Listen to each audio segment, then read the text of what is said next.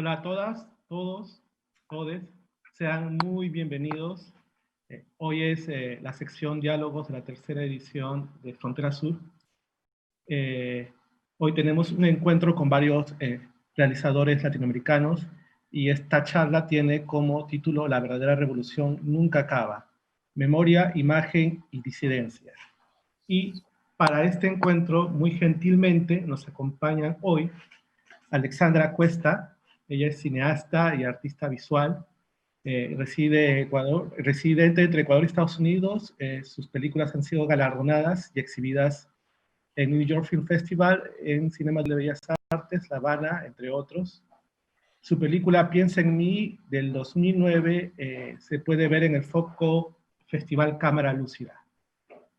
También nos acompañan hoy Camila José Donoso. Ella es cineasta chilena. Ha realizado varios cortometrajes y video performance como director y guionista. Estrenó Naomi Campbell y Casa Rochelle, ambas premiadas y que han participado en múltiples festivales de cine. En 2009 estrenó su tercera película, Nona, Si me mojan yo los quemo, y se puede ver en la sección nacional de Frontera Sur. También nos acompaña Pablo Mazzolo, es cineasta argentino y diseñador de imagen y sonido de la Universidad de Buenos Aires.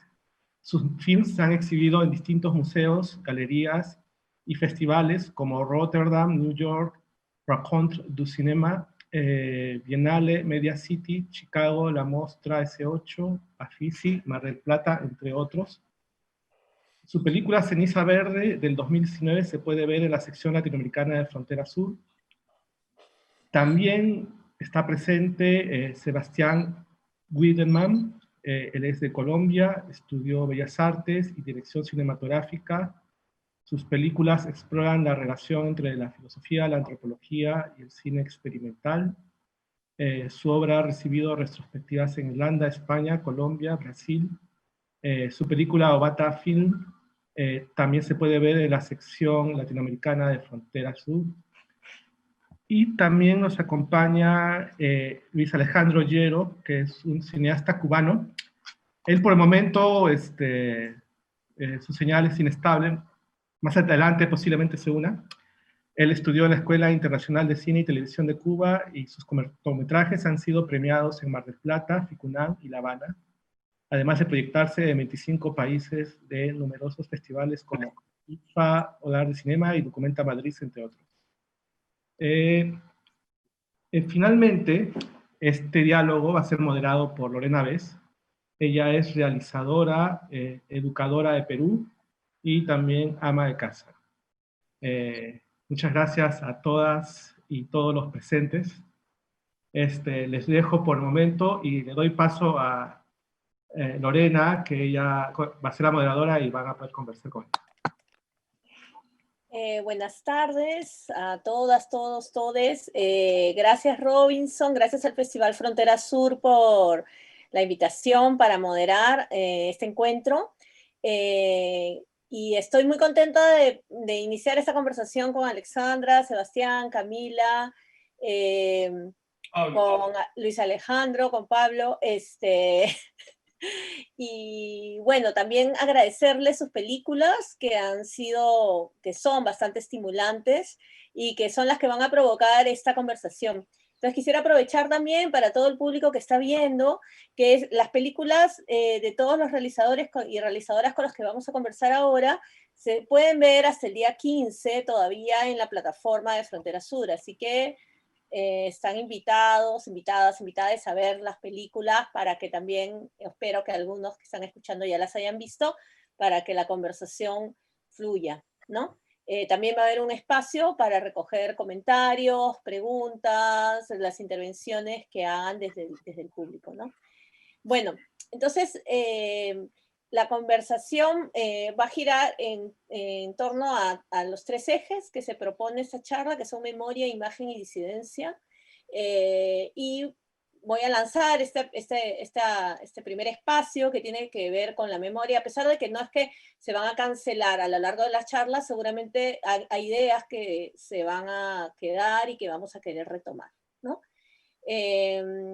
Y bueno, hay libertad para iniciar la conversación, quien sienta que quiere iniciarla, ¿no? Está esa libertad.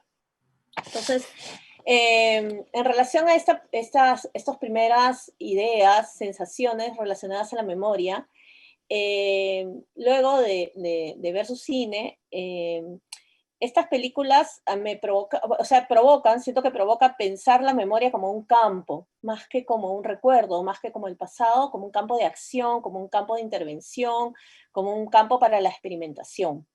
Y como una posibilidad de ir al encuentro con algo, aquel algo que se descubre en el camino, ¿no? Que puede ser un rastro, una forma de ancestralidad, la permanencia de algo, los sueños de aquellos que viajan, los incendios e inclusive aquellas memorias que están negadas, ¿no? Porque la memoria también es una lucha, ¿no? Y hay memorias que se niegan. Así la memoria que opera en sus películas genera relaciones con los que nos vemos, con las personas que las vemos, ¿no? Personalmente fue lo que me sucedió. Entonces, a partir de un poco esta idea de memoria como campo, quisiera conversar con ustedes, que conversemos entre todos sobre cuál es el abordaje o sus reflexiones que tienen acerca de la memoria en sus películas. Bueno, entonces, Pablo, dale, sí. hablo yo por una cuestión de que yo los escucho a veces un poco cortados, me avisan si se corta. Está bien. Está bien. No, hablo por una cuestión de evitar el silencio incómodo.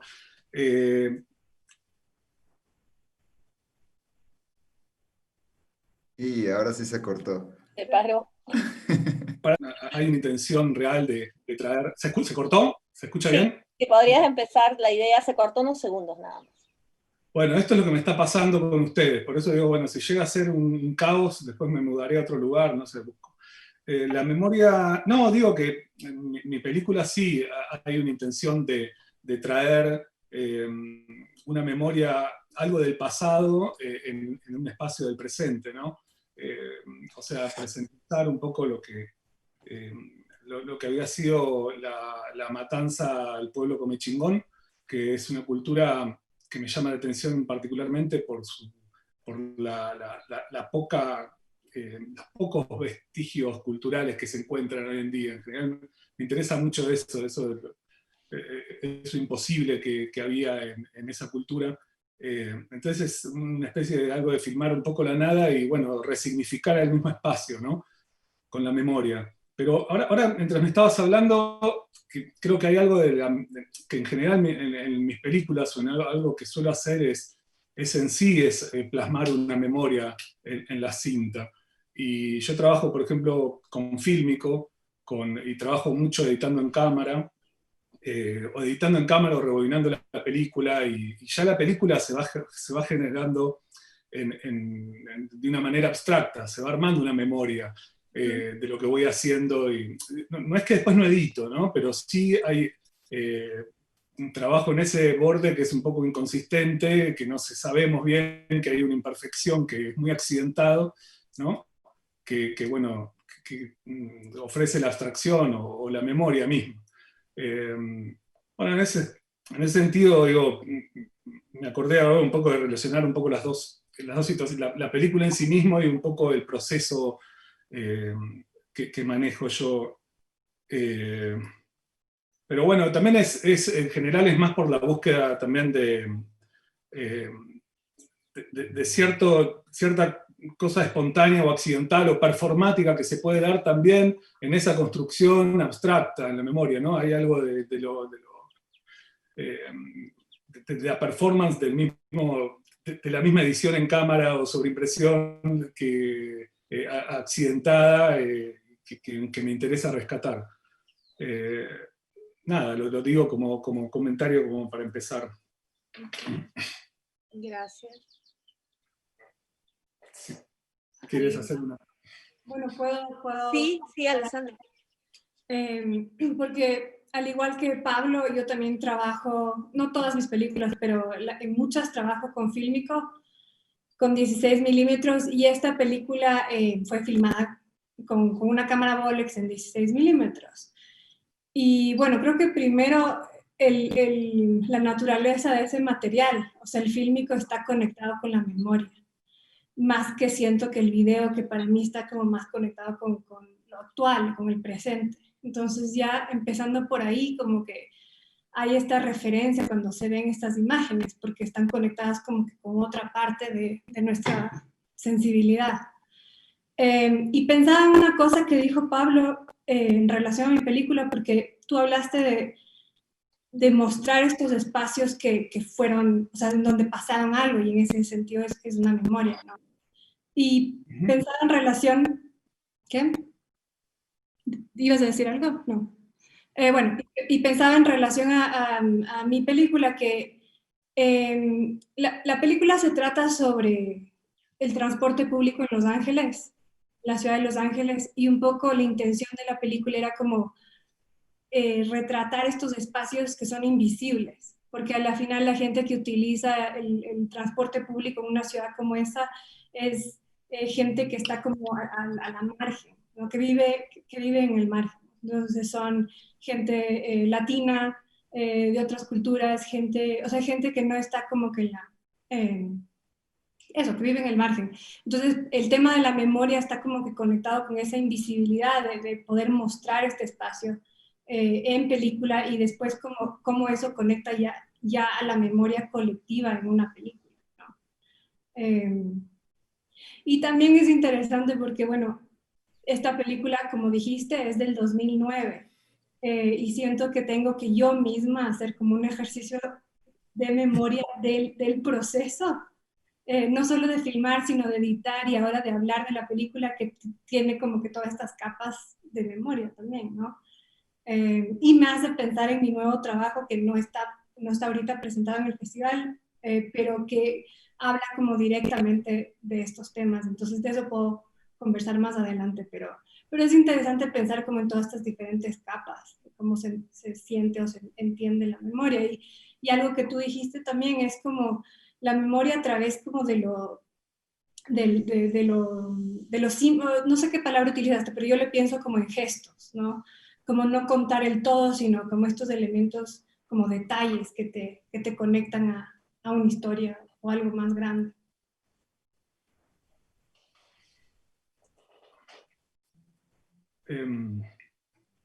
Sí, sí. Es una conversación, entonces está abierto a que si alguien quiere intervenir, no hay un orden establecido, ¿no? Si hay alguna idea si quieren replicar alguna idea que sea dicha por la otra persona, está allí, ¿no? Y yo quisiera comentar un poco, ¿no? Justo tal vez en esa dimensión entre digamos, las intenciones de la película y el proceso, ¿no? Digamos, bueno, contingentemente también se dio la casualidad de ser una película en fílmico, en este caso en Super 8 milímetros. Pero bueno, en términos de memoria yo siento que cada vez se hace más claro para mí que, digamos, como que es como si las veces que no trabajo con material de archivo, cuando filmo es como, digamos, como en la constitución de un material de archivo, ¿no? Entonces, digamos, es como la sensación de que si filmo, tengo que hacer con que eso se vuelva en archivo para poderlo manipular, ¿no? Entonces, de hecho, este material de Batala Film fue filmado en la ciudad de Ile-Ife, en Nigeria, en 2018. Y bueno, despretenciosamente, ¿no? Sin saber en qué iba a dar, y fue necesario, ¿no? Que se volviera como un archivo personal para que pudiese regresar a él y, digamos, de algún modo abrir, ¿no? A mí me gusta la idea de Memorias de Futuro, que si no estoy mal, la escuché en una película de Chris Marker, que ahora no me acuerdo cuál es, pero como si fuese, digamos, necesario, digamos, como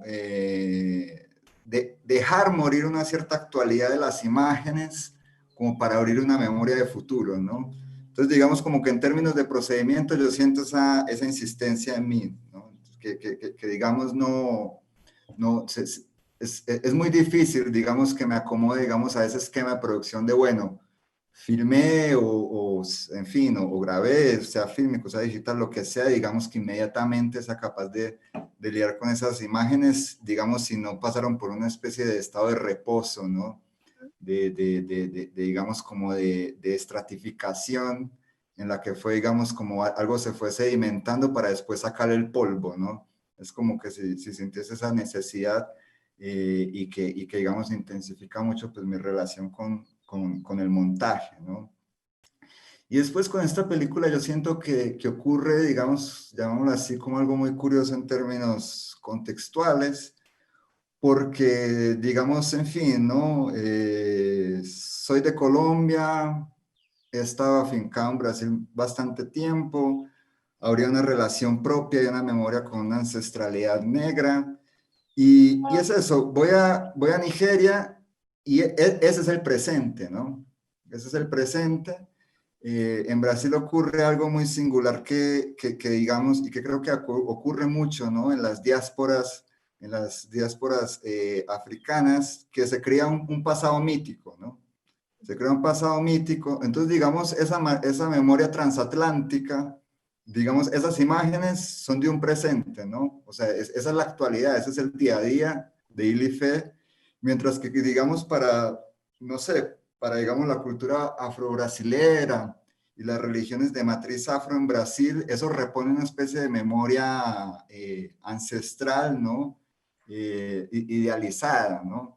Entonces, al mismo tiempo es interesante porque uno podría decir, bueno, habría aquí como tú decías, la memoria también es un campo de defensa, de dar visibilidad, ¿no? Pero digamos, ¿hasta qué punto justo? O sea, si la película es proyectada en Nigeria, es una película de actualidad, ¿no? Y si uno la proyecta en las Américas, gana una dimensión política de resistencia por visibilizar, digamos, una minoría que, por ejemplo, en Brasil, ahora que con este gobierno que tiene una alianza, digamos, ¿no?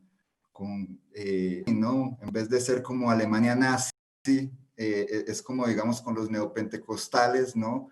Hay una tendencia muy fuerte a querer aniquilar todo rastro de religiones que no sean de matriz cristiana, ¿no? Entonces es interesante cómo la película empieza a activar diferentes memorias por donde va pasando, ¿no? Por donde va pasando, y bueno, ¿no? Eso también dice como de una cierta relación entre las imágenes y como tú dices, esos campos de memorias locales, ¿no?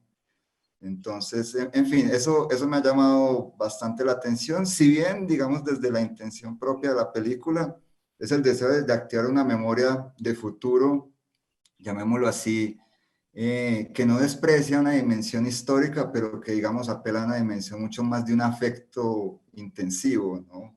Y que me parece que se desancla un poco de un contexto específico, ¿no? Pero, en fin, un poco ahí como para hacer rendir la conversa. Bueno, voy a hablar aquí que estoy tan callada.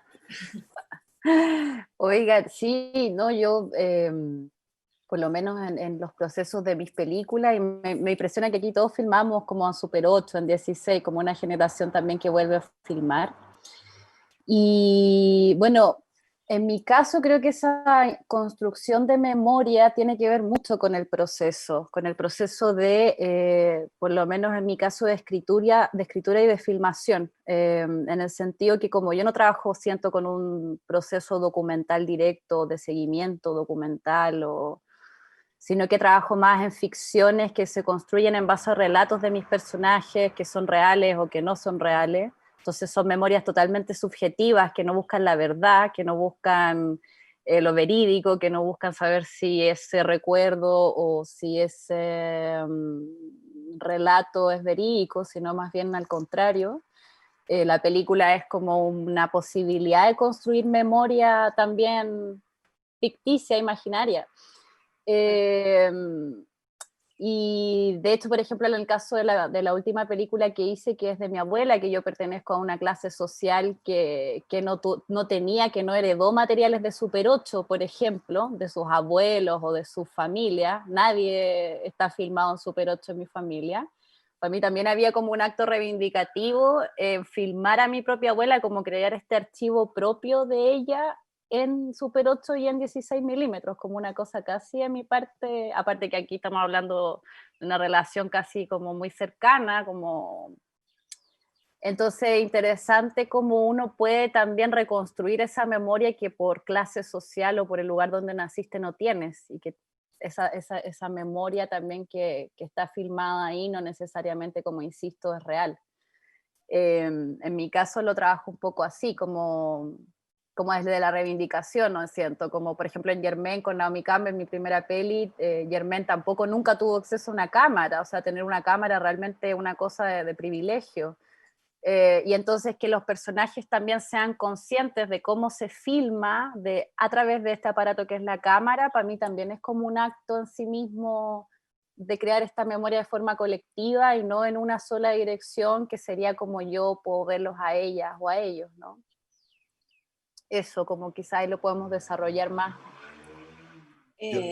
Yo quisiera replicar algo con lo que dijo Camila, y que es justamente esa relación entre memoria y verdad, ¿no? A mí me parece, o sea, que una cierta dimensión política es muy pertinente.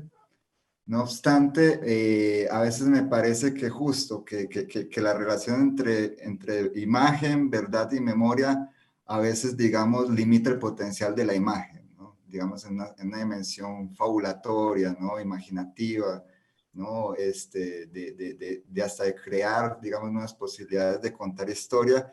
Y yo lo pienso porque justamente en otros trabajos que he hecho, siempre ese esfuerzo, cuando digo como de dejar descansar las imágenes y volverlas como más estratificadas, tiene que ver con borrar cualquier condición de que la imagen sea documento, y que en realidad es como una especie de superficie metamórfica, ¿no? Que sí, que en una cierta capa uno puede decir, hay una cierta verdad, hay una cierta dimensión de documento, pero que se reduzca al documento o a una dimensión verídica, como si fuese un análogo de la realidad. Digo, como que para mí también es negarle la vida propia a las imágenes, ¿no? Es como decir, bueno, entonces la imagen solo sirve en función de que es documento, en función de que es testimonio de la verdad, y no, digamos, una dimensión autónoma propia, o sea, como, digamos, también pasa por ese gesto medio delirante de defender la existencia propia de las imágenes, ¿no? Es decir, bueno, ella tiene su propia memoria y no sirve a los humanos en su relación con su verdad, con sus documentos, ¿no? Entonces, digamos, yo creo que hay una tensión ahí, en fin, que queda para hablar mucho, ¿no? Entre verdad, documento, memoria, ¿no? Sí, qué pena que Luis Alejandro no pueda conversar ahorita con nosotros, porque también su película tiene mucho que ver o sea, el abordaje que le da a su película tiene mucho que ver con estos temas, daría para conversar más, pero justo quería agarrar lo último que han dicho. Primero, no sé, la impresión que yo tuve al ver sus películas es que en todas hay un espacio para la construcción de aquel que ve, de aquella que ven, y eso es bastante importante, ¿no? Allí hay esa libertad, se generan relaciones, ¿no? Por otro lado, cuando conversábamos sobre la memoria, estás totalmente alejado de esta idea de monumento, ¿no? De esta idea de tótem y de discurso elaborado únicamente por las élites o con la intención de documentar, o sea, de documentar desde una perspectiva, sino es la idea, y creo que lo que ustedes han conversado tiene que ver con esta idea de que las memorias son primero plurales, polifónicas. Por ejemplo, en Ceniza Verde no se dejó rastro, ¿no? Y a partir del mito, a partir del espacio, a partir de estas personas respiraron en este lugar, ¿no? El espacio construye eso. O esto que pasa en tu película, Alexandra, que es una película de la clase obrera, ¿no? Del proletariado que finalmente construye una ciudad como Los Ángeles, cuyos recorridos son absolutamente ignorados, ¿no? No tienen espacio dentro de las narrativas, ¿no? Solo tienen un espacio dentro de las narrativas, en realidad, ¿no? No otros. Y en el caso de Batalla es interesantísimo lo que tú traes, Sebastián, en el que cómo la memoria es transtemporal también, atraviesa el tiempo. Este paralelo que haces entre la memoria del futuro que tú construyes, el presente de Nigeria y el mito en Brasil, todos conviviendo a la vez al momento de que sucede la película, nos abre a todas estas posibilidades, ¿no? De libertad, finalmente, que existen. Y en tu caso, Camila, cuando mencionas que es el derecho que tenemos de crear memoria. Es un derecho, ¿no? No es únicamente el recoger narrativas, sino tenemos el derecho de ejercer y crearlas, ¿no? Entonces, está muy interesante esta conversación. No sé si alguien quisiera decir algo más. Tengo, Sí. sí, a lo que comentaste de Ceniza Verde, algo curioso en relación a la memoria fue que investigué mucho el hecho del suicidio, porque los únicos registros vienen de la tradición oral. O sea, en realidad en el espacio, digamos, no hay registros de que se atacó, digamos, desde los españoles, que fueron a atacar luego de que asesinaran a un era un comandante español, luego de que asesinaran los comechingones, hubo una revuelta que empezaron durante 2 años a hostigar hasta que realmente los asesinaron. Pero los asesinaron y muchos los que se suicidaron eran las mujeres, niños y ancianos, que eran los que no podían luchar. Que también había cuál de eso, hay mucho de ser esclavizados, pero también había mucho, creo yo, por lo que entiendo, era mucho de estar arrinconados y bueno, llegó un punto que fueron a su cerro sagrado y se tiraron, ¿no? Pero es interesante cómo se reconstruye, más que lo único que queda, llega un punto que es la tradición oral. Y bueno, nada, también quería, digo, sobre esto que decía del desplazamiento entre un archivo, que decía que necesitaba convertirlo en archivo. No sé, ¿se está frenando? ¿Se escucha bien? No, se te escucha bien. Ah, ok, perfecto. No había entendido esto porque justo lo que hablaba Camila era algo, o por lo menos cuando decía que Sebastián que él necesitaba transformarlo en un archivo, no entendía bien si se refería a lo mismo en cuanto a la imagen registro, en cuanto a documento, o no, no sé, quería preguntarte, ¿a qué te referías con eso? No, o sea, cuando decía archivo, yo creo que bueno, hay muchas características, ¿no? Que uno le puede, digamos, colocar a la idea de archivo, pero creo que una es la de guardar, ¿no? La de guardar, y tal vez el guardar uno, como digo, tal vez se crea una asociación muy directa con el documento, ¿no? Pero digamos es como tal vez como algo que dura en silencio y en soledad. Tal vez ese podría ser mi idea de archivo y de guardar, ¿no? Algo que dura en silencio y en soledad, ¿no? Y ver después, digamos, y tal vez también sea un momento en el cual la vida de las imágenes empieza a ganar autonomía, ¿no? Tal vez en ese durar en silencio y en soledad las imágenes empiezan a tener una vida más propia y tal vez esa idea de tener que convertirlo en archivo tenga que ver que cuando me reencuentro con ellas, las puedo escuchar más, porque tal vez cuando las acabo de hacer, me escucho más a mí que a ellas, ¿no? Escucho más mi propósito, mi deseo que el de ellas, ¿no? Tal vez pase por ahí un poco mi delirio, ¿no? Qué bonito, es la acción del tiempo, ¿no? Claro, sí. Y es la acción del tiempo y también la generosidad de poder sentir que las cosas tienen su vida propia, ¿no? Y que uno empieza a relacionarse con ellas también, ¿no? O sea, que generan una alteridad. Es muy hermoso lo que acabas de decir, lo he apuntado porque en verdad es bastante poético. Claro, ahora que lo digo, me acuerdo mucho de Avi Warburg, ¿no? Que esa idea de Nack Levin, ¿no? De la vida, de las imágenes, ¿no? Entonces, digamos, él llega y hace su atlas y él conecta imágenes y digamos, las escucha a ellas, ¿no? Entonces, quizás iría en esa dirección, ¿no? Sí. Yo creo que también lo que me hace pensar esta idea que estamos conversando y lo que acabas de decir es que en verdad sí está totalmente relacionado también. O sea, sé que todos trabajamos diferente, pero sí tenemos esto en común que es con el fílmico, ¿no?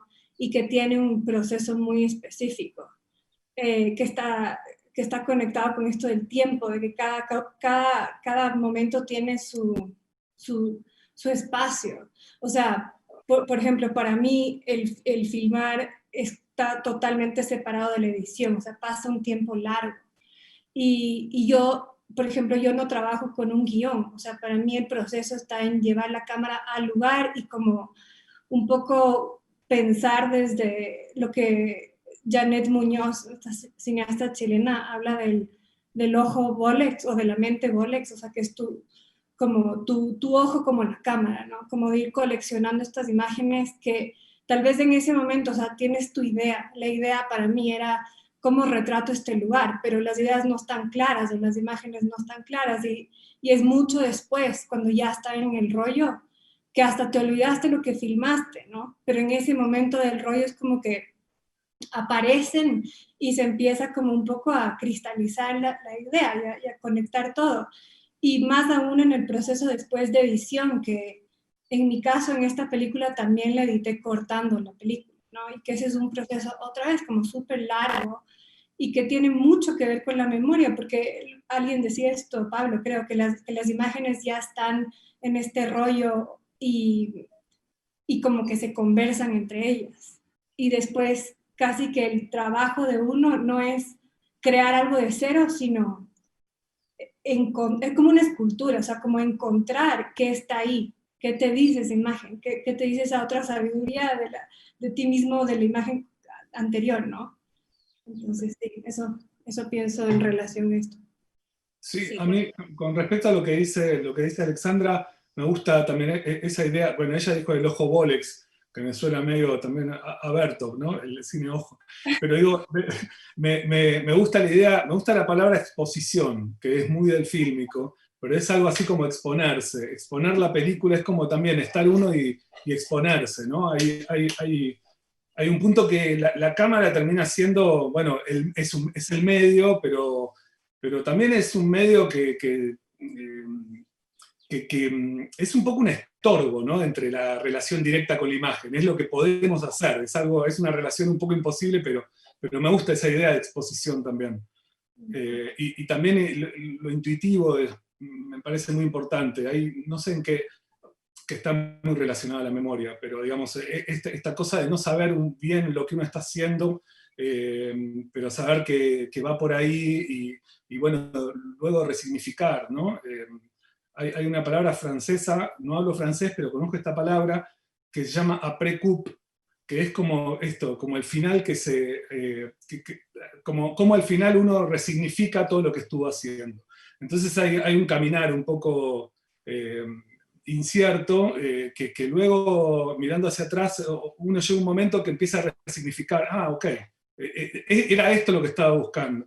Y en ese sentido la intuición yo la entiendo como si fuese muchas preguntas resueltas a una velocidad que uno no puede comprender, ¿no? Digamos, uno sabe que va hacia allá y filma hacia ahí, digamos, ya sabe que tiene que ir hacia ahí, no sabe bien por qué, pero como que va un poco más rápido de nuestro entendimiento. Entonces, bueno, nada, también es una... Oye, yo voy a meterle a cuchara porque creo que soy como la que más guioniza de este grupo. Ah, sí, como la que más hace. Porque yo hago bien poco eso de dejar la cámara, esperar que las cosas pasen. No son muy de mi forma de filmar, de cómo he ido ahí también explorando el cine con mis amigas, con las personas con las que he trabajado. Y de hecho escribo harto guión. Ahora estoy de hecho escribiendo como 3 guiones y escribo bastante, a pesar de que también tengo un trabajo ahí que no es ni puramente ficción, pero tampoco puramente documental. Y con esto de la no ficción me la llevo harto peleando, porque siempre me invitan a cosas de no ficción y yo siempre digo que no estoy de acuerdo con ese término. Frontera Sur sabe que somos amigos, pero a lo que voy es que siento que, no sé, en fin, esa es otra discusión, que creo que no es el tema, pero en mi caso, por ejemplo, hago bastante trabajo de guión con la relación cercana que tengo con mis personajes y también a través de esta escritura colaborativa, como esta nueva forma que intento de hacer a través de la práctica feminista también, de escribir colaborativamente y también de que el soporte en el que trabajamos, tanto sonoro como fílmico, no sea, insisto, algo que solamente yo estoy consciente, sino que los personajes también entran en un proceso creativo, donde se filman a sí mismas, donde se filman sus audios, donde filman sus pensamientos, donde filman las cosas que le han pasado.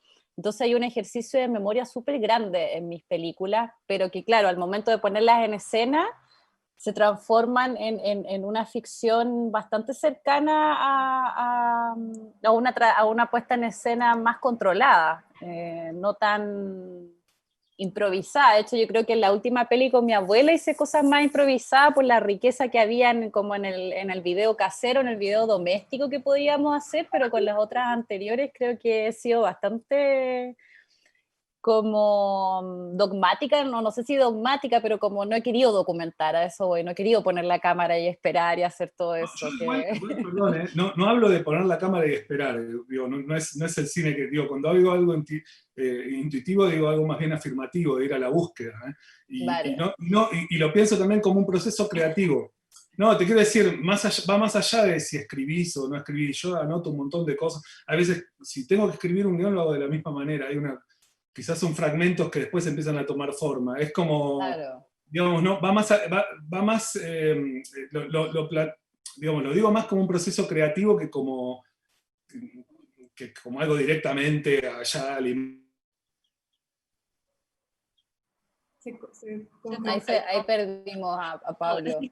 Ahora sí te perdí. Ya, me perdieron. la última idea, Pablo, porque te congelaste. La última idea, nada. No sé, bueno, no sé en qué parte, pero digo que lo que digo es que hablo más del proceso creativo en general, digo, no relacionado simplemente al hecho del rodaje, Claro. a la nada y simplemente, digamos, qué sé yo, en esta última película sabía lo que iba, o sea, fui a buscar, por ejemplo, hay muchas que se ve la nada, en realidad son salamancas comechingones, que las conocés porque conocés a los habitantes de ahí. Fui a filmarlas con un montón de expectativas. Y después tenía una piedra, llegó una piedra de un difícil, que terminaba todo cortado porque están en difícil acceso, porque realmente las ubicaban para que los españoles no los encontraran. Entonces, eran realmente... pero digamos, bueno, el fruto que tenía era simplemente una piedra. Digamos, era eso. Había algo de guión, por más que esté escrito o no, digamos, si es por, digamos, en cuanto a que sabía lo que estaba buscando, iba a buscar algo, pero bueno, después lo que termina siendo el resultado es otra cosa. Qué sé yo, más un proceso creativo. Quisiera retomar esto último que acabas de decir, Pablo, acerca de la búsqueda, y que creo que también en el cine, por lo menos en el cine que ustedes crean, los procesos están circulando, y cuando me refiero a circular, es que están moviéndose entre ellos todo el tiempo, no son procesos, por lo menos los identifico no como procesos sucesivos, sino como procesos que circulan, ¿no? Que entre ellos se toman y se tocan en distintos momentos, ¿no? Más una estructura de regresar, pero cuando regresas de otra manera. Cuando revisas las imágenes, lo que nos dice Sebastián es darse ese tiempo. Lo que hace Alexandra también es darse ese tiempo para que la imagen te diga algo, emerja otra sustancia, ¿no? Entonces, cuando vas a la búsqueda, también es una búsqueda en la que estás circulando. Cuando trabajas con la palabra, con la escritura es un acto profundamente creativo. No creo, y que además la escritura en relación a la memoria es fecunda, ¿no? Las relaciones entre escritura y memoria son sumamente fecundas y mucho de lo que conocemos nos llega gracias a la escritura, en realidad, ¿no? A esas relaciones entre la escritura y la memoria. Y quisiera aprovechar ahora, entonces, para entrar, ya lo han dicho, ya lo han hablado, voy a retomar la linda frase que nos ha regalado Sebastián, que es... en relación a la imagen, algo que dura en silencio y soledad. Es muy hermoso, eso me lo voy a quedar. El silencio, la duración en silencio y soledad, ¿no? Da para abrir un montón de posibilidades, pero silenciosas sobre todo. Entonces quisiera conversar ahora, si bien ya hemos tocado el tema de la imagen y todo el tiempo se está atravesando, ingresar un poco más en las formas de imagen que ustedes trabajan, pero pensando imagen, no como imagen únicamente, sino imagen y sonido, imagen y ritmo, imagen y pulso, imagen y recuerdo, imagen y deseo, imagen y recorrido, ¿no? La imagen, de esa manera más amplia, ¿no? No pudiendo ser desvinculada de otras capas. Lo que se siente en sus películas es que hay una relación de sus cuerpos, de sus intenciones, de sus búsquedas con la imagen, sonido, imagen, silencio, imagen, ritmo, lo que fuera, de hundir, ¿no? Como de inscribir. Alexandra hizo esta metáfora de la escultura, ¿no? De hundirse, de inscribirse, de sacar, de darle forma. Entonces quisiera, si bien ya han mencionado un poco más, si tienen algunas ideas sobre esta forma de hacer, de aproximarse, de regresar a las imágenes que ustedes tienen. Sí, a mí me gustaría decir un par de cosas. La primera sí, o sea, de hecho eso que decías, como digamos, de ese estar circulando, yo lo asocio mucho con una idea que vengo elaborando, que es como una idea de un cine del proceso, ¿no? Un cine del proceso donde justo, o sea, digamos, creo que la escritura hace parte del cine, puede manifestarse como un guión, puede manifestarse, como dije Pablo, en notas, o en mi caso, que digamos que siempre estoy en la intersección con la filosofía, de repente, de mis últimas 3 películas han salido ensayos filosóficos a posteriori, ¿no? Incluyendo Obatala, ¿no? Y digamos, en ese sentido, cuando dijiste eso del recorrido, se me vino aquella escena clásica de Stalker, ¿no? De Tarkovsky, cuando entran en la zona y el Stalker empieza a lanzar, digamos, la tuerca con el hilo, ¿no? Y es un modo de orientarse en ese transcurso. Y digamos que es como una especie de justo, de memoria de futuro, y digamos donde el espacio se está recomponiendo a cada paso. Digamos eso como para seguir resonando con esa cuestión del tránsito. Y en relación a la imagen, no sé, yo siento que la imagen en realidad es lo que siempre está por venir. En realidad yo siento que por fuerza de hábito uno sigue utilizando la palabra imagen, ¿no? Pero digamos, si me pongo más quisquilloso, yo empiezo a hablar de visualidades y de sonoridades, ¿no?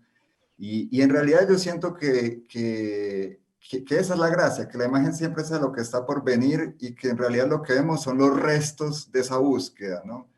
Y digamos, y ahí juntándolo con lo que decía Pablo, de la espontaneidad, de lo intuitivo, yo siento que, digamos, yo no me preocupo en lo que se va a perder en el encuadre, porque igual esa visualidad siempre está a pérdida, ¿no?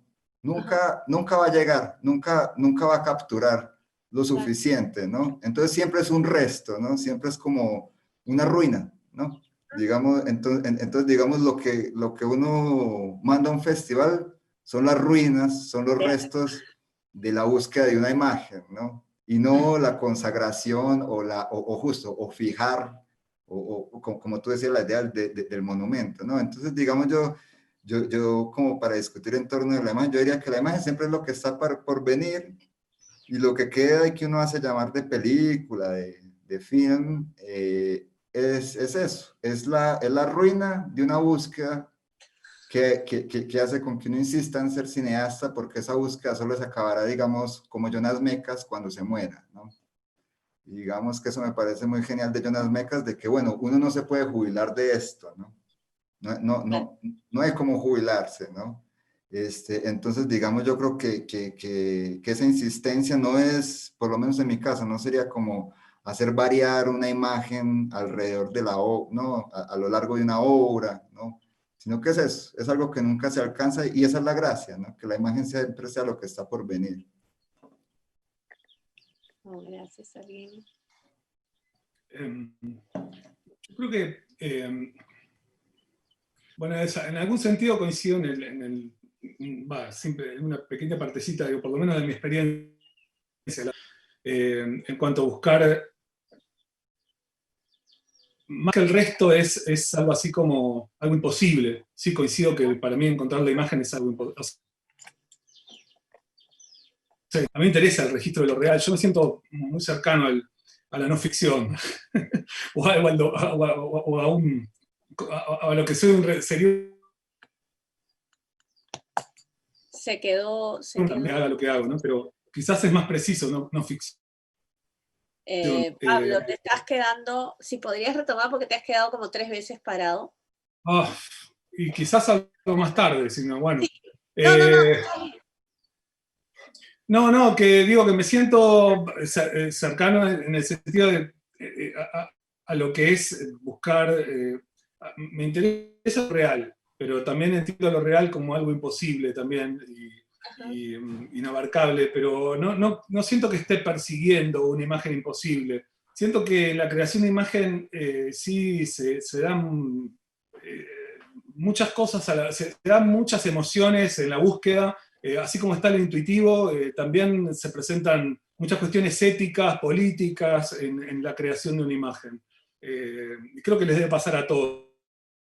Hay veces que uno evita hacer una imagen demasiado, digamos, demasiado bella o demasiado compleja. Digamos, uno se empieza a entrar en tensiones morales de acuerdo a lo que uno puede poner en determinada imagen, ¿no? en determinado encuadre, porque siempre está refiriendo a alguna cuestión general, digamos. Hay un tejido, yo entiendo, yo creo que hay un tejido visual, un tejido de imágenes en el cual nosotros, nuestras imágenes van a cuestionar o hacer reflexionar o bueno, dialécticamente a generar algo, ¿no? Me parece que ahí hay una responsabilidad de los directores, de los realizadores, digamos. Crear una imagen, digamos, a qué va a ser, digamos, qué va a ser en ese tejido audiovisual. Porque digo, el tejido, esto te dicen hasta cómo encuadrar, o cómo filmar, o cómo no filmar, cómo vestirte, cómo soñar, todo.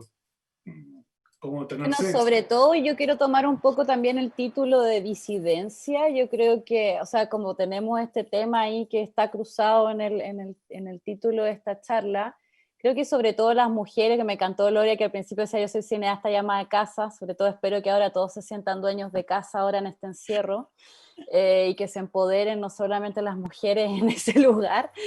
Creo que también es importante, no sé, como el lugar que nos han quitado históricamente, recuperarlo un poco a través de los relatos que podamos crear cinematográficos.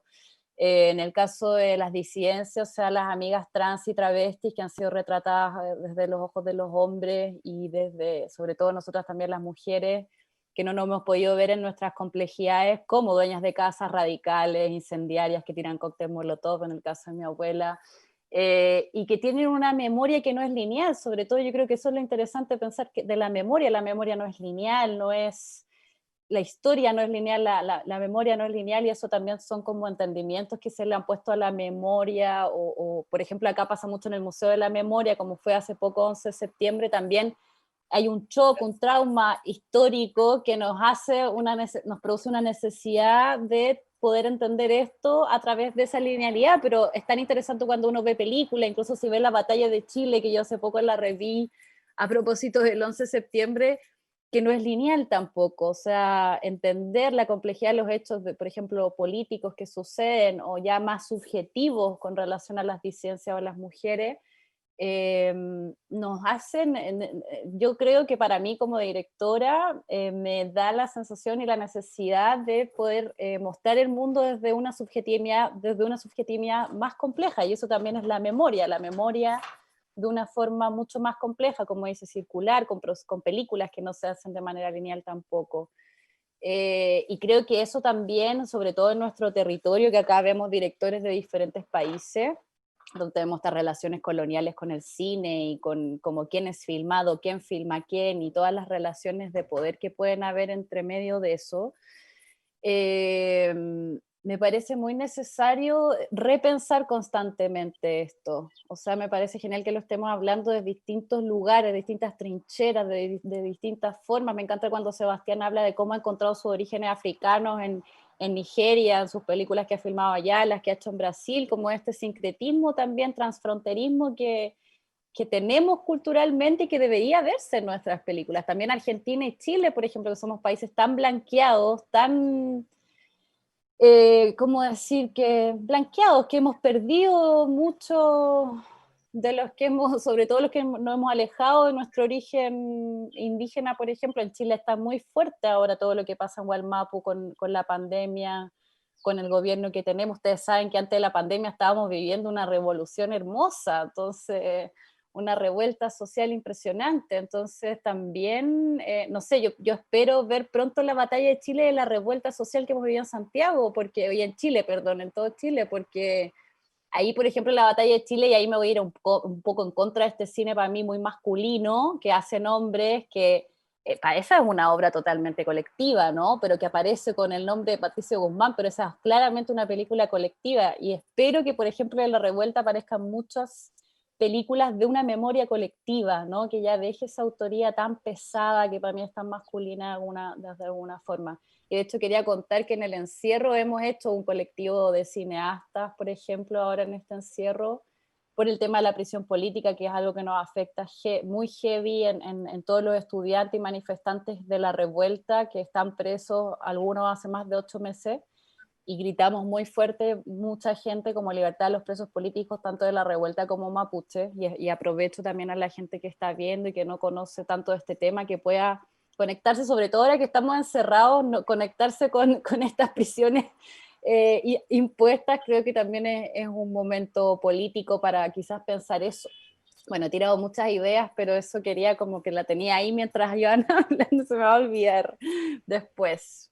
Bueno, quería hacer una breve pausa a la conversación para decirle a las personas que nos están observando, acompañando esta conversación, que pueden hacernos llegar sus preguntas, comentarios. Aquí con mucho gusto los vamos a compartir, leer. Y yo quisiera hacer una pregunta. Un gesto político que tiene el cine es hacer visible lo que usualmente no se invisibiliza en el discurso oficial, ¿no? Y a mí me parece muy llamativo que en los últimos años se estén realizando, por ejemplo, trabajos que se aproximen, por ejemplo, a la tradición o a los saberes de las comunidades originarias o indígenas, por ejemplo, ¿no? Cuyo conocimiento, tradición ha sido por muchos años escondido, ninguneado, atacado, digamos, ¿no? Y que se ha impuesto sobre todo un conocimiento básicamente occidental, ¿no? En un momento Camila mencionó sobre la memoria, que es una memoria que no es lineal, pero se ha impuesto, creo, en todos nuestros países una visión del tiempo lineal, ¿no? Que es una visión impuesta, además, ¿no? No es una visión que se ha consensuado. Y a la vez también ha aparecido muchas películas feministas que cuestionan el patriarcado, películas en torno de las comunidades LGTB. Entonces, esta creciente número de producciones en torno a estos temas que se han invisibilizado que han sido invisibilizados por el discurso oficial, ¿no? Es un gesto de disidencia en contra de este discurso que de alguna forma se presenta autoritario y que impone visiones, ¿no? Así unilaterales, ¿no? En torno a lo que es la vida, el arte, el sexo, etcétera, ¿no? Yo quisiese decir algo justo con la cuestión de la disidencia que trajo Camila, pero también juntando con lo anterior que había dicho Pablo. Y digamos, a mí me parece que la política es una cuestión de percepción, ¿no? De lo que se da o no a percibir, ¿no? De lo que se hace o no visible. Y en ese sentido, tal vez mi apuesta por ese lugar tan extraño que uno llama de cine experimental, y bueno, de hecho, ese es uno de los motivos por los cuales admiro tanto el trabajo de Pablo, es que yo creo que tal vez uno de los gestos más políticos, ya que la política es una cuestión de percepción, es inventar nuevas matrices perceptivas, ¿no? Porque yo creo que una de las colonizaciones más brutales es la colonización del ojo, ¿no? Y digamos, fueron europeos blancos los que inventaron la perspectiva. Alberti, ¿no? Era un blanco, ¿no? era un europeo, y no obstante nosotros seguimos reproduciendo la matriz perceptiva que domina Occidente, que es monocular. Digamos, cuando uno llega y ve el hecho de por qué las esculturas africanas son desproporcionadas, ¿no? Según el canon griego, helénico, tiene que ver justamente con matrices perceptivas, ¿no? Entonces, digamos, en ese sentido me parece muy interesante cuando el cine se abre a nuevas matrices perceptivas y inventa otros ojos, ¿no? Inventa otros ojos más allá del contenido, ¿no? Entonces, digamos, no sé, desde lo que hace un cine como el de Pablo o lo que hizo Michael Snow con la región central, ¿no? Por ejemplo, ¿no? Entonces, digamos, a mí me parece que es el lugar de la percepción en sí, ¿no? Ya es, digamos, a veces justamente porque, digamos, todos los registros son necesarios, ¿no? Simplemente yo cargo las tintas en uno de esos registros, que es aquel que transborda la representación, ¿no? Y apela al propio, y digo, los varios registros porque justo, o a tal apela a una dimensión, llamémoslo todavía, donde habría un cierto correlato con la realidad, digamos, todavía hay, digamos, vestigios de figuración, pero me parece que el acto en sí de percibir, ¿no? Ya hice de una colonización, ya hice de un punto oficial, ¿no? O sea, hasta el hecho de, bueno, hoy en día se experimentan otros formatos, pero el hecho de que nuestras pantallas sean rectangulares, ¿no? Responden a que en la historia de la pintura occidental se estableció así, ¿no? Digamos, o sea, hoy en fin, qué sé yo, hay películas que han experimentado con el cuadradito, porque ahora está lo de Instagram. Pero bueno, lo que digo es que la percepción en sí ya me parece un lugar muy político, ¿no? Ya me parece un lugar muy político y que, digamos, en ese sentido, el ejercicio de Oatala, yo siento que también tiene algo de disidente al querer, digamos, generar una cierta tensión, no sé, con lo que muchas veces se entiende por un cine etnográfico, ¿no? Y digamos, apelar mucho más a una dimensión puramente sensorial, ¿no? Porque yo creo y esa es también una postura, que creo que hay sí, y es necesario, en una dimensión de justicia social que pasa por dar visibilidad, dar la voz a los otros, dar la voz a los no representados. No obstante, me parece que el mayor gesto es colonización, y esto como que lo abrazo y un antropólogo brasileño que es Vieros de Castro, es, digamos, como el otro, o sea, cómo el otro nos afecta para que nosotros nos volvamos otro, ¿no? Entonces, digamos, es mucho menos el deseo de darle visibilidad a los Yorubá y cómo los Yorubá me afectan y hacen de mí a través de un ejercicio de inventar otra percepción, otra cosa, ¿no? Porque también habría habido un gesto complicado en querer darle voz al otro, ¿no? En querer hablar por el otro, ¿no? Entonces, digamos, es como ese lugar delicado de cómo se lidia con justicias sociales, visibilidades, pero también cómo darle legitimidad a una alteridad radical que es inaprensible, ¿no? Entonces, pero en fin, digamos, mi apuesta claramente va en la dirección de que quizás para mí uno de los lugares más radicales es descolonizar la propia percepción, más allá de lo que la imagen traiga como documento, ¿no? En relación a lo que tú dices, bueno, ya hemos entrado en las disidencias, gracias Camila por traerlas, y además una visión es profundamente política, disruptiva, y que como tú bien dices, Sebastián, nos cuestiona no solamente en la idea de representación o la idea de quién emite la imagen o el discurso, sino en cómo nos relacionamos entre nosotros, cómo se construye esta idea de otredad, ¿no? Y sobre todo la idea de poder y de dominación, ¿no? Porque eso de dar voz significa que yo la tengo y la comparto contigo, o sea, te doy una parte de mi poder y estoy asumiendo que tengo el poder, cuando en realidad convivimos en relaciones entre diversidades, entre realidades muy distintas, formas de ver el mundo muy distintas, y cómo eso nos interpela. Creo que el sentirnos interpelados, frágiles, vulnerables, sin tener respuesta frente a una película, frente a una idea, frente a una sensibilidad, a sentirnos desestabilizados también, tiene que ver con asumir una postura no totalitarista, no autoritaria, y de cuestionamiento todo el tiempo. particularmente cuando hablaste de Obatala, a mí me parece que hay un gesto muy profundo que rompe también con ciertos órdenes cuando aquello que por nuestra educación occidental, que la tenemos todos nosotros, ¿no? Que la compartimos, Nigeria necesariamente tiene que ser el pasado, ¿no? Si lo traigo hacia mi realidad en el Perú, el mundo andino necesariamente tiene que ser el pasado. Y necesariamente tiene que ser representado como ancestralidad del pasado, ¿no?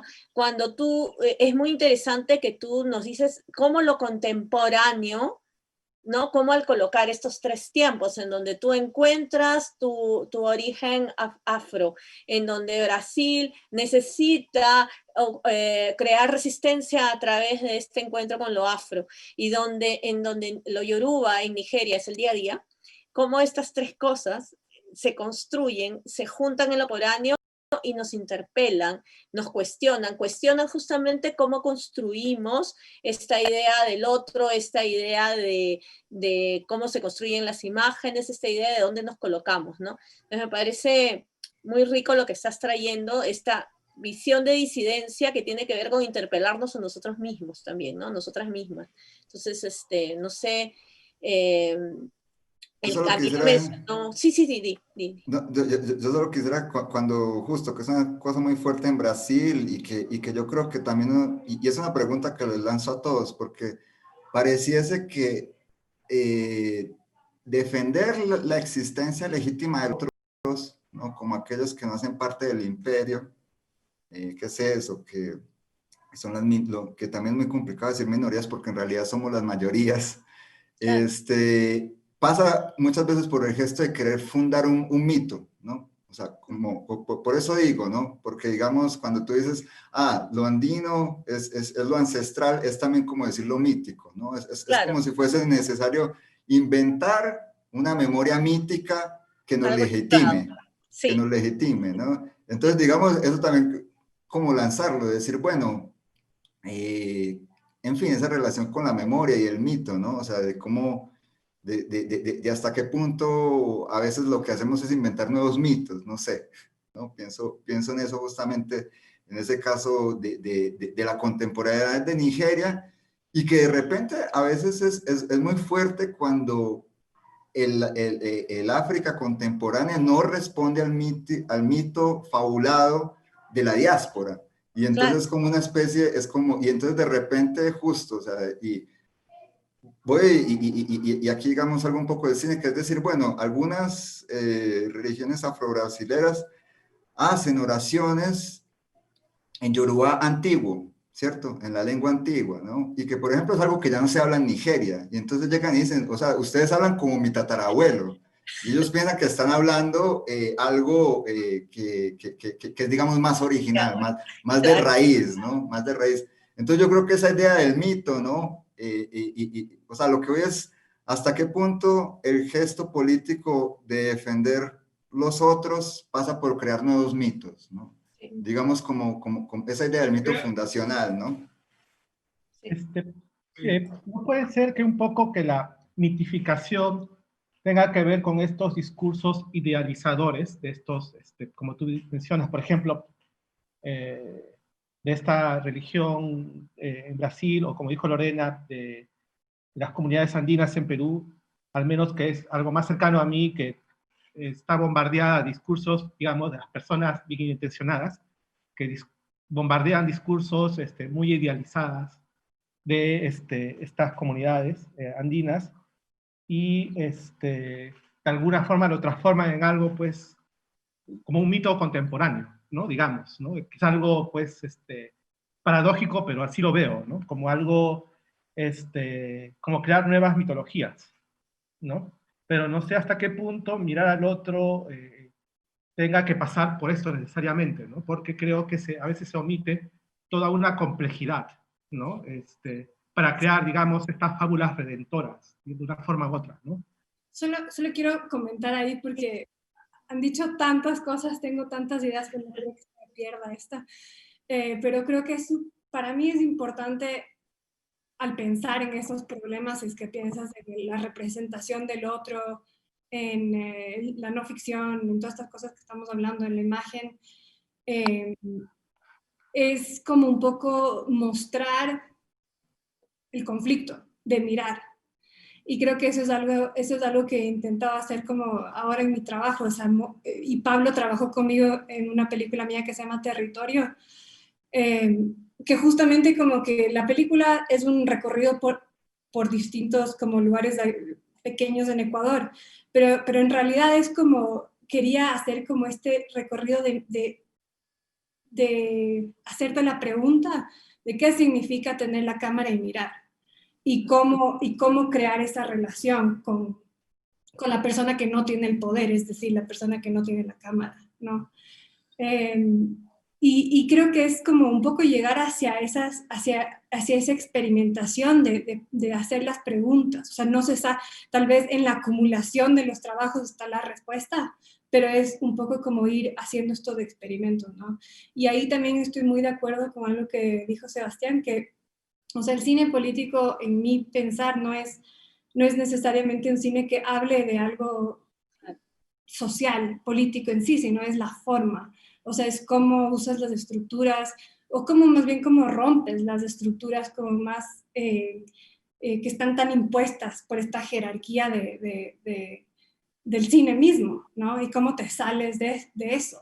Y creo que eso en sí ya es un acto radical. O sea, no sé, yo vengo del cine experimental, trabajando en esto desde hace como 15 años, y la verdad nunca me ha gustado esa palabra experimental, porque suena como algo que no está completo, como algo que es como un juego. Entonces, no sé, siento que le deslegitimiza un poco a eso, ¿no? Pero digamos, mi enganche con esta forma de crear es justamente eso, como dejar que la experiencia y que la imagen cree, o sea, te defina la forma, y que no está separado, porque creo que mucho del cine contemporáneo o más, digamos, convencional es esta idea de que ilustras un texto o ilustras una palabra, pero para mí la imagen es el contenido, ¿no? Y ese contenido es lo que crea la forma, o sea, a través de eso vas encontrando.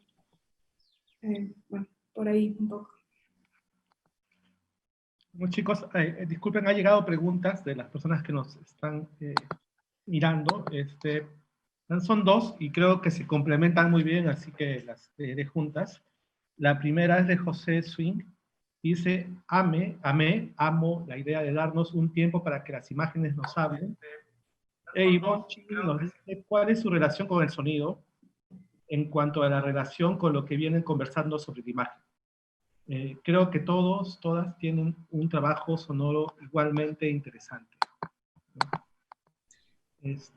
Hemos hablado mucho de la imagen, pero el sonido, bueno, creo que en casi todos es un punto muy importante, ¿no? Para mí el sonido depende de cada película, pero digamos una cosa que puede conectar a las varias películas que he hecho es pensar el sonido como algo separado a la imagen, pero que tiene igual de importancia, ¿no? O sea, como que no, de nuevo, o sea, no pensarle al sonido para algo que acompaña a la imagen, sino que tiene igual peso de información.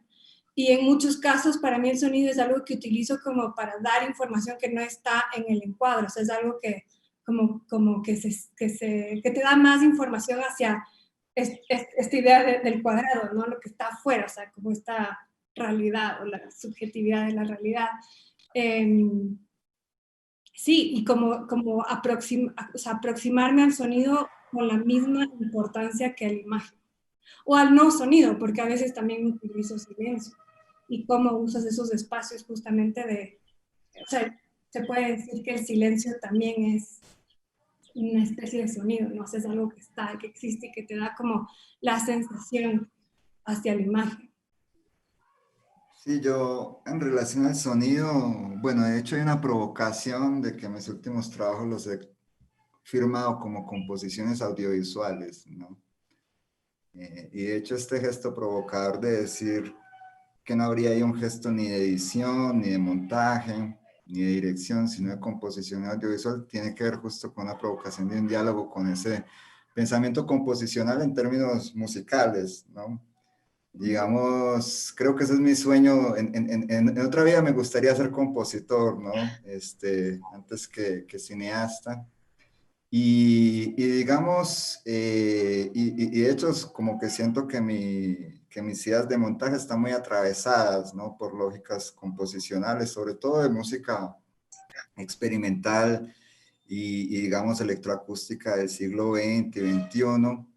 Y digamos, yo siento que en eso que decía, ¿no? De guardar las imágenes para que reposen ahí, ¿no? En silencio y soledad. Tal vez lo que quiero que se active y que sea audible, por más que no siempre escuchable, sea un ritmo, ¿no? Un cierto ritmo que uno empiece a identificar en las imágenes antes que ellas se articulen en una cierta idea de montaje más envolvente, ¿no? Y en ese sentido, digamos, sería tal vez el avance de esa escucha y ahí tal vez emparentando el montaje con escucha, ¿no? Tal vez el montaje sea el momento de escuchar las imágenes más radicalmente. Por ejemplo, en Obatala lo que ocurrió es que, como dije, es un filme totalmente contingente, como varios de los míos. No tenía el propósito de hacerlo. Fui justamente por cuestiones personales y otro tipo de investigaciones a Nigeria, pero bueno, eché en la maleta un grabador, la cámara de Super 8, y de hecho, ¿no? En aquel momento uno de los sacerdotes del templo de Obatala era un amigo muy cercano mío y digamos tenía acceso irrestricto, ¿no? A todos los rituales. Y digamos, dentro del templo, con lo primero que me conecté fue con una sonoridad, ¿no? Fue una sonoridad entonces, digamos, lo primero que ocurrió en Obatala fue hacer las grabaciones de sonido directo dentro del templo, ¿no? Que parte de ellas son las que construyen, digamos, lo que escuchamos en la película, ¿no? Y solo fue después de yo ir, digamos, conviviendo con ese ritmo, de, digamos, ir asistiendo al templo varias veces, y sintiendo qué hacía ese cuerpo, fue que yo fui conectando, digamos, ese ritmo fue el que determinó ciertas velocidades con que fueron filmadas las cosas, ¿no? Entonces, digamos, la imagen se desplegó, ¿no? Se desmembró del sonido, ¿no? No digamos como el hecho de uno colocar una banda sonora y empezar a montar sobre el sonido, ¿no? Porque digamos era todavía en un proceso muy embrionario, pero bueno, entonces digamos fue digamos esa percusión, ¿no? Y lo que ella provocaba, lo que fue determinando entre comillas, pero que fue orientando, fue digamos generando una propensión en las visualidades, ¿no? Entonces, digamos, yo sí sentiría que tal vez mi voluntad es que cada vez más la imagen sea como por más que haya momentos de silencio, como decía Alexandra, pero que están cargados de tal vez sonidos inaudibles, ¿no? La imagen sea como un despliegue de ese ritmo, un cierto ritmo de la vida propia de las imágenes, que por momentos se hace audible, por momentos no, por momentos se hace visible, pero que digamos sí, nace tal vez en lo sonoro, ¿no? Entonces, diría eso al respecto del sonido. Pablo, no sé si nos quieres decir algo, porque esto de sonidos inaudibles me hizo pensar en Ceniza Verde. Ceniza Verde, sí, un poco lo dije en la entrevista que me hicieron Sí. después de la película. Entonces no sé si es redundante, pero trabajé, me gusta la idea que logró Alexandra que es similar a lo que decía Antonin Artaud, del sonido, de que había hecho una película con sonido en el plano visual. Entonces, esa idea me gusta mucho, digamos, de tener el sonido en el plano visual, ¿no? Casi como una imagen. En Ceniza Verde yo hice registros de campo y luego en el proceso terminó quedando afuera, me parecía todo ilustrativo y me parecía que la imagen aparte era demasiado intensa, ya tenía su propio ritmo, o sea, lo fui probando, en general hago películas sonoras, mis películas primeras eran sonoras, pero la imagen es tan densa que terminó ocupando todo, digamos, todos los sentidos. Entonces decidí dejarla muda, que me pareció que era lo silent, que era lo más óptimo, ¿no? Pero bueno, Pero bueno, no sé, en general voy trabajando eso a la par que voy trabajando la imagen, tienen la misma importancia. En general también la música, si usted va a ver algo. ¿Me querías decir algo? No, en ¿Hola? realidad creo que tiene que ver también con como sucede con la imagen, que Se permite corta. que el sonido, y yo me quedé parada. Sí, yo corto, los estaba viendo medio trabados, por eso Sí, sí, sí, pregunto. es probable porque mi internet también. No, no, No, que el sonido también es un espacio, ¿no? Y que permite también que las personas que vemos las películas construyamos ese sonido, ¿no? sí. También tener esa libertad, dejar ese espacio de construcción, ¿no? Entonces, muchas veces el silencio o esta ausencia del audible, como ha dicho Sebastián, permite una construcción y porque así como hay cosas que no se pueden ver, hay cosas también que, o sea, que no se pueden ver a través de una cámara, hay cosas que no se registran como sonido también. O sea, hay Ujú. sentimientos, situaciones, relaciones que no pasan por allí, ¿no? Y creo que al momento de hacer la película, en la forma en que ustedes tienen de trabajo, eso se evidencia, ¿no? ¿Qué es lo que también te va dando? ¿Qué es lo que te va pidiendo esa nueva vida que están creando en la película, ¿no? Pero Este, en cuanto también para mí por lo menos en este tema de no ficción, eh, así trabaje el sonido de esa manera, y para mí es muy importante que el sonido sea de ese lugar. O sea, no creo sonidos, casi nunca he utilizado música, aunque no estoy en contra de eso, pero es como utilizar el sonido que también te informa de lo que está retratando, ¿no? O sea, de la realidad. Solo quería añadir eso. Y yo añadiendo esto que decía Alexandra de sonidos del lugar, ¿no? Por ejemplo, ¿no? Guatala son sonidos del lugar y hago cuestión de explicitarlo, ¿no? En los créditos.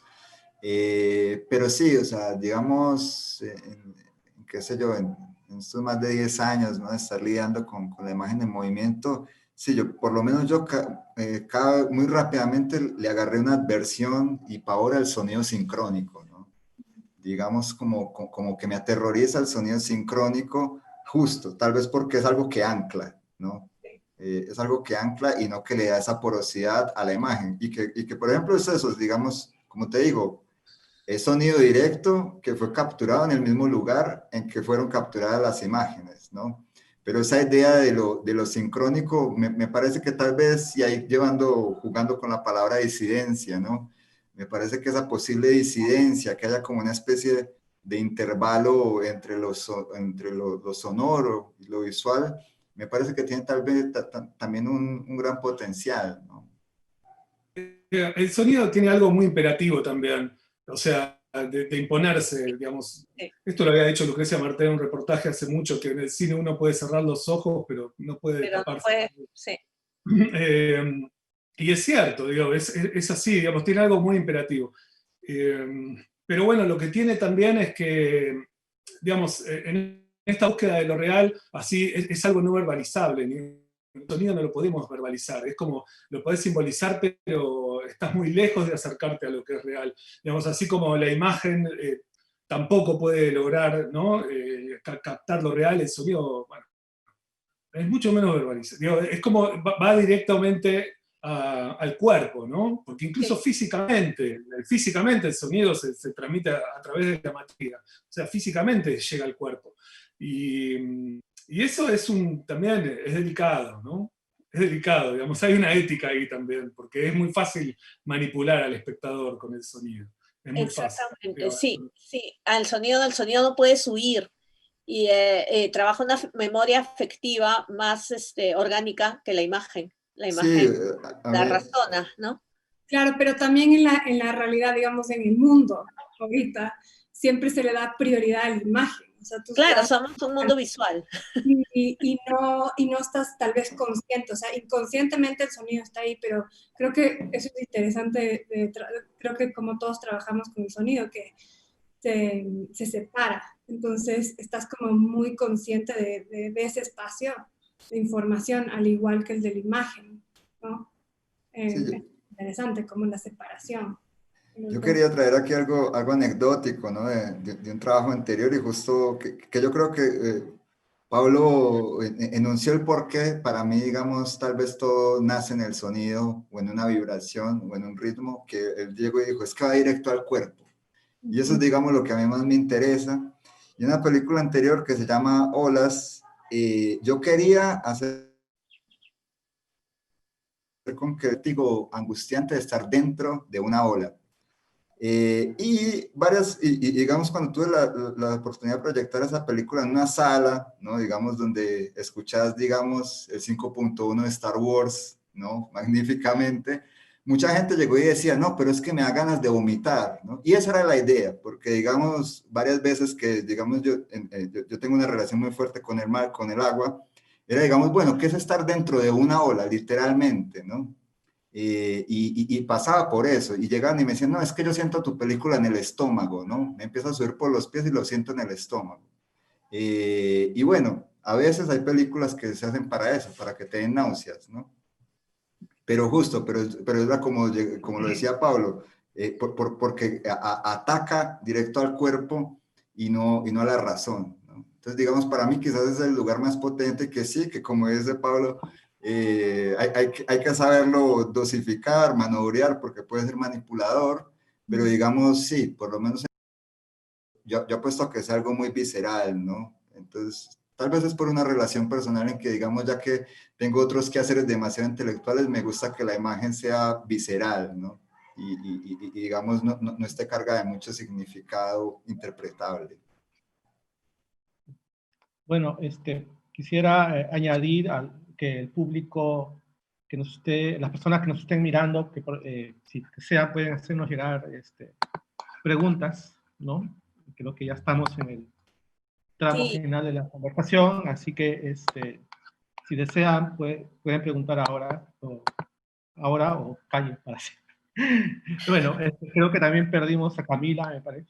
Sí, Camila manda disculpas, me acaba de mandar un mensaje que se estabilizó su internet totalmente, empezó a cortarse y ya no se puede conectar, pero bueno, manda disculpas para todos y todas los que están escuchando aquí, Pero mirando. bueno, tomando un poco el tema, no sé si para cerrar, el tema del sonido, claro, puede ser que la utilización del sonido pueda ser la forma más sutil de autoritarismo en el cine, ¿no? Porque como han dicho, creo Alexandra, la imagen a veces parece que domina.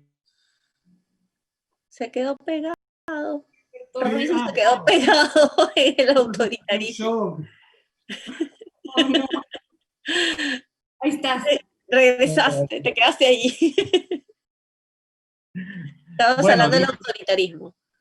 Sí, puede ser esta forma sutil de autoritarismo porque, como dijo Alexandra, la imagen es lo que aparentemente domina, ¿no? Es el que parece que acapara toda la atención, aparentemente, pero el sonido, como también han dicho, es más orgánico y a veces puede, ¿hola? ¿Están bien todos? ¿O?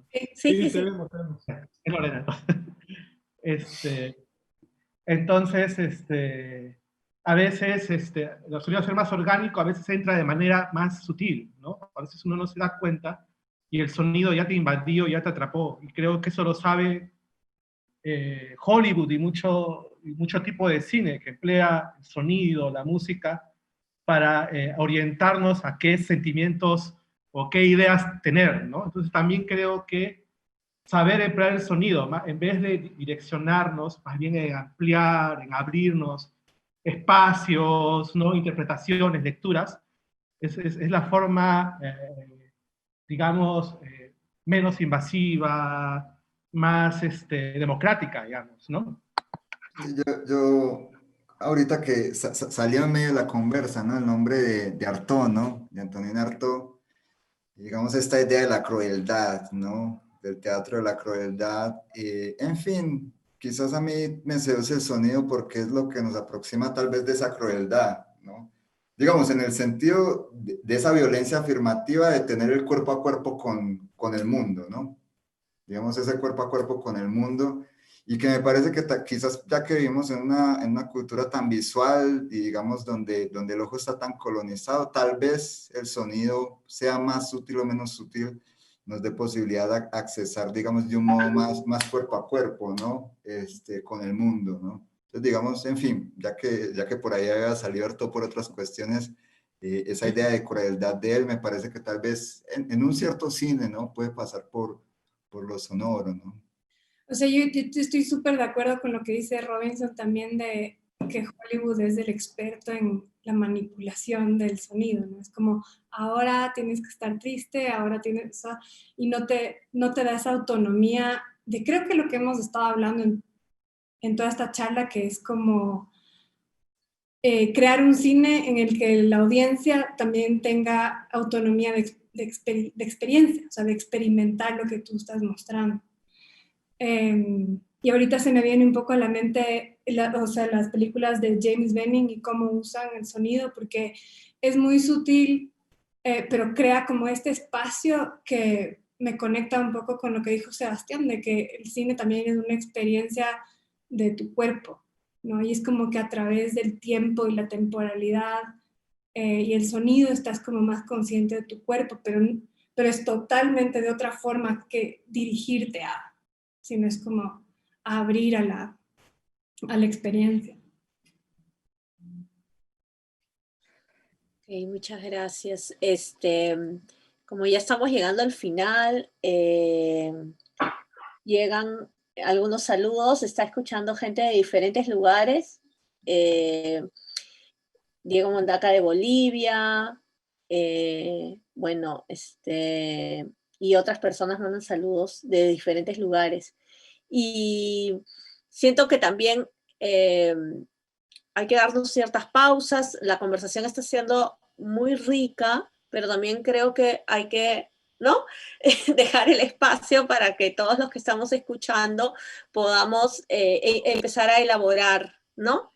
Elaborar todo aquello que se está diciendo, de dónde viene, pero también quisiera, bueno, al final les dejo la palabra a ustedes para que terminen, pero quisiera aprovechar este momento para invitar a las personas que nos están escuchando, a las personas que van a escuchar este video, porque se va a quedar grabado, que lo van a ver, que el festival dura todavía, es las películas de Piensa en mí, de Alexandra, Obatala Film, de Sebastián, Ceniza Verde, de Pablo, Los Viejos Heraldos, de Alejandro, de Luis Alejandro, que no se pudo conectar, y Nona, de Camila, estarán todavía en la plataforma del festival hasta el 15 de septiembre, medianoche chilena, para que los puedan ver.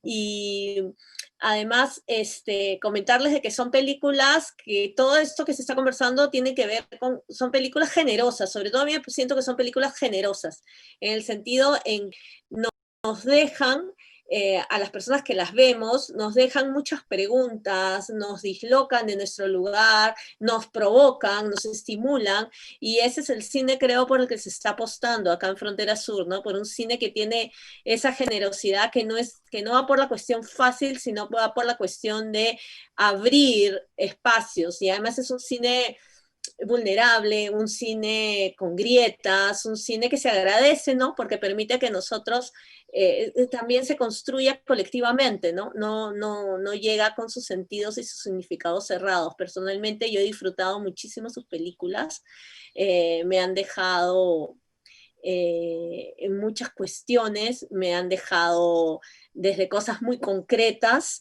a cuestiones más abstractas o más de la idea del pensamiento que se va yendo. Y también agradecerles esta conversación por su generosidad, por todo lo que están entregando, por todo el espacio en el que se abren para discutir estas cuestiones. Y bueno, dejarlos a ustedes para que si tienen algo más que agregar, quieren decir algo, vayan a hacer. Y bueno, por supuesto, a Robinson, quien es nuestro representante de Frontera Sur aquí. Gracias. No sé si alguien quiere decir algo.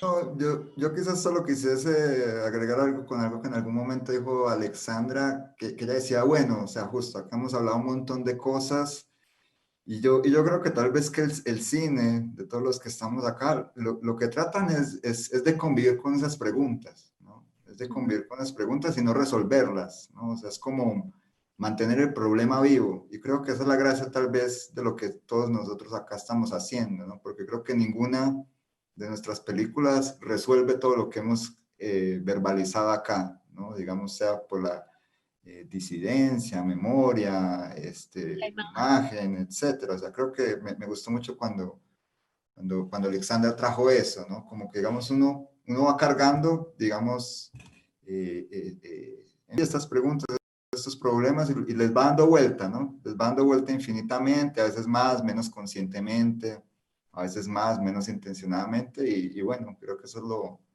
interesante, ¿no? ¿Algún último comentario para cerrar?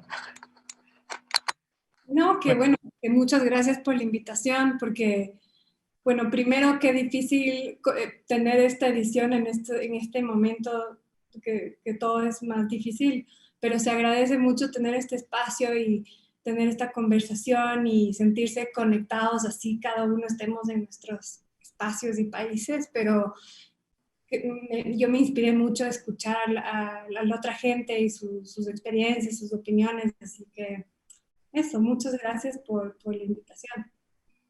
Lo mismo, agradezco mucho, la verdad, la invitación, la pasé bien.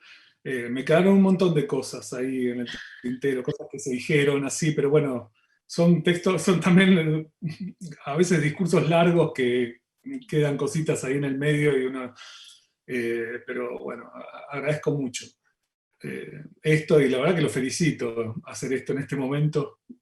Es todo un logro. La programación es muy buena, ¿no? Sí. Gracias, Pablo. Y gracias a todos. Bueno, repito lo que dijo Lorena, Obatala Film de Sebastián está hasta el 15, perdón, Piensa en Piensa en mí de Alexandra Cuesta está hasta el 15 también, Ceniza Verde de Pablo Mazzolo está hasta el 15, Los Viejos Heraldos de Luis Alejandro también están hasta el 15, pero por desgracia Nona de Camila se pudo ver hasta el día 8. Hasta el día 8 de septiembre ya no está disponible por desgracia, pero seguro si no la han visto van a tener otras oportunidades para verla. Y bueno, recalco, gracias a todas, a todos por esta conversación. Estuvo muy bueno. La internet nos aguantó. Sí. A duras penas algunos, no por desgracia, pero al menos nos permitió llegar a la mayoría al final.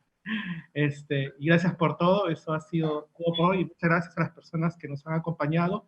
Y les recuerdo que el día martes 15 de septiembre a las 12 horas de Chile va a haber una conversación con la cineasta Valeria Sarmiento, la cineasta chilena, muy importante, y la charla se va a llamar Señoras Bien, Amor Romántico y Sátira Cinematográfica.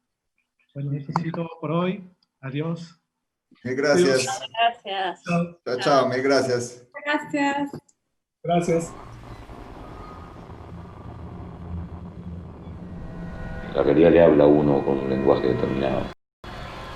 La vida, la creación, la justicia y la libertad son los grandes valores que uno defiende, que uno siente como aquello que debe decir una y otra vez, aunque aburra, aunque hablar del corazón sea tilingo, de todas maneras se trata de eso. Aquí están nuevamente mis hijas a mi lado. He colgado los cuadros, he juntado mis libros.